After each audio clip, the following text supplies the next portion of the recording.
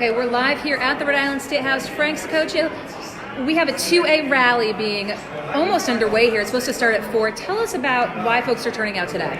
We have a number of bills that are going to be coming out this year that are once again going to try to infringe on our Second Amendment rights. We have a lot of people that just want to be able to enjoy the Second Amendment and lawfully own their firearms and use them.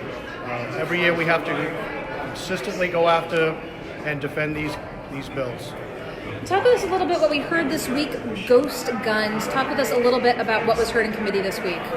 The concern with the ghost guns this year were that people that were prohibited from owning a firearm either by a domestic charge or a felony conviction could have access to these firearms. We were trying to put in place an amendment which would allow people to comply with federal law and still be able to own these firearms, and that was received very well by the House and Senate. It would still allow the Attorney General to go after people and prosecute them with ghost guns, but it would leave the law-abiding citizens alone. And so tell us, how many folks do you expect are going to turn out today, Frank? Anywhere in the neighborhood of 3,000 to 4,000 like we had last time. And of course, we've heard from the governor, we even heard from the speaker talking about being, especially from the governor and some from the speaker, about looking for what they called common sense gun legislation. When you hear that, when you talk with the governor's office, when you talk with the speaker's office, what are your discussions?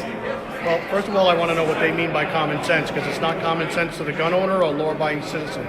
If they're going to go after the criminals, we'd be all for it, as long as our Second Amendment rights stay intact. Have you seen any proposals from the governor or the speaker that you would be amenable to? At this point, no, not really. We've been neutral on all the bills so far that have come out. With some amendments, we saw that they were okay. We still don't support them because they're not positive gun bills, but at least they're not as negative as they were a couple of years ago. Okay, Frank, anything else you want to share with viewers while we have you here? Ready? You have to get ready for the rally. No, just everybody come down to the State House if you want to join in the rally. Okay, Frank Saccoccio, thank you so much. Appreciate your time.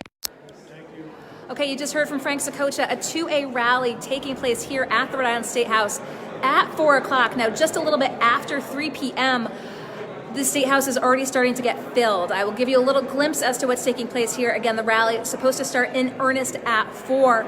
Now, at 3:30, the House Minority Office and House Minority Leader Blake Filippi are going to be addressing his lawsuit against Speaker of the House Nicholas Mattiello's attempt to have the JCLS, the Joint Committee on Legislative Services, order an audit of the Rhode Island Convention Center. Now, the Speaker's office said that has been pulled.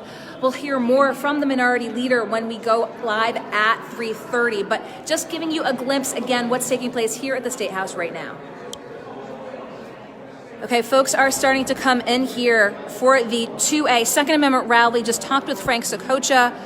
He says he expects thousands to turn out at the State House today. Now, the rally is supposed to start in earnest at 4 p.m. Be sure to turn in for Go Local's coverage of this and more on Go Local Live. Thanks.